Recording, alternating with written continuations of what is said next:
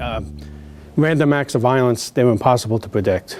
And the actions John took on that day, 4th of July, not only saved his life, but quite possibly the lives of innocent civilians that were around. I knew John since he got hired, since the day he was hired. He became one of my officers in my squad as a sergeant, and was always willing to do whatever was asked of him, and was always conscientious and always going above what was asked, and was very proud that he was in the Navy, and it showed, and it was very I was very proud of him the day of the incident on July 4th when he was basically ambushed and didn't have a chance to react. He had like a split second, and he did something that we all hope we'll do in the same situation. Yeah, I was working the tour, the 7 a.m. to 7 p.m. tour, and I was patrolling the platform areas of the Long Island Railroad and the main waiting room and the sidewalk area leading to the platforms. In and around Jamaica Station, we have probably over 100,000 people a day traveling through here. Probably a little bit more when you combine the air train and the subways down below. And there's a lot of foot traffic down there, and it was just a random act. If it had happened 5 minutes earlier, there would have been more officers down there. Over by the taxi stand, and that's when someone out of nowhere just ran up to me and just stabbed me with a knife.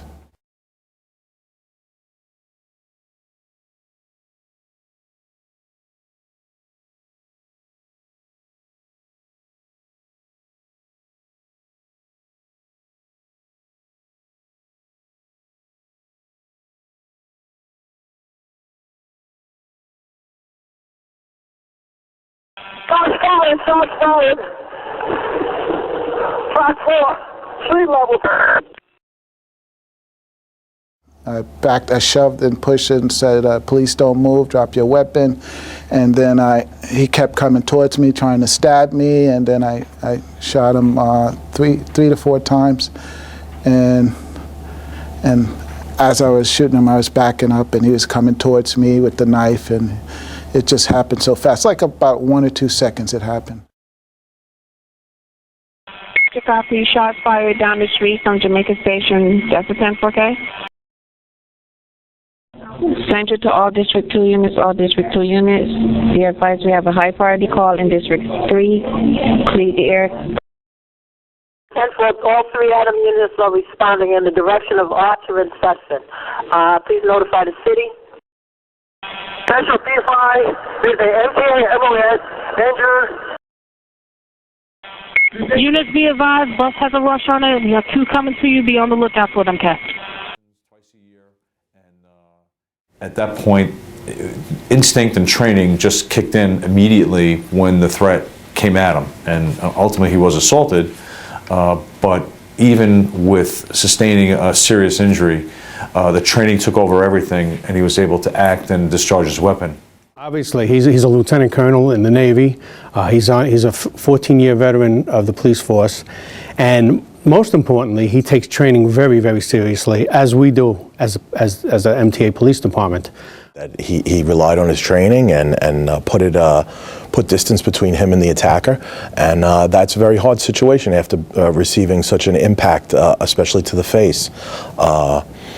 For him to be able to do that and to also try and stop the assailant verbally without just shooting him after receiving that injury is a testament to how strong he is and how well trained of an officer he is.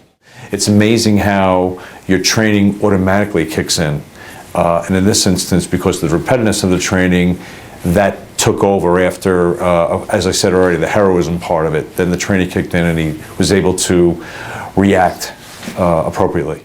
Obviously, if you have a knife 5-7 inches away from your face, you don't have the time to call a meeting and figure out how you're going to mitigate the problem. It helped me tremendously, the military training, the NYPD training, and the MTA PD training. It basically helped me by helping me to make that split-second decision to just point and shoot, and not trying to aim or anything, because you don't have time for that. It was a split-second decision, and there's no time to think about anything else. You just have to defend yourself and protect the public and protect yourself at the same time. And his hits on the body showed the way his training was, that he just pulled up, and he had, they later found the fourth round, he fired 4 shots and struck the assailant 4 times. You never know when your training is going to kick in. So that's why when we talk about the mundane training and things like that, it might sound like it's mundane, but the value that kicks in as the end result is more effective than anything else. And John had to use his training, his 14 years police experience. He's a man of obviously great character and perseverance, and he reacted. We're so proud of him the way he reacted that day. And if he didn't react that way, who knows what could have happened. So you don't have time to adjust your belt when you're in combat. I had in the NYPD military and MTA PD, they train, you keep the 4 belt keepers on, keep your belt intact and positioned properly. I had to have all that done beforehand, before the attack. I had to have my gear together, and that's part of training also. You got to keep your gear together and straight, and know where your different items are on your belt, like your mace or your asp, and just have it in the ready. You got to always be ready to use it. Well, one of the positive aspects, if there is any positive aspect of this, is that it did spur a lot of conversation, how you really have to be on top of your game as a police officer. Anytime, any moment, things can happen. In this instance, this was an unsolicited assault upon a police officer. Anything can happen. You have to be ready. You have to always be aware of your situation, and you always have to be ready for the unexpected. Because as John proved, it happened, and it happened in a split second.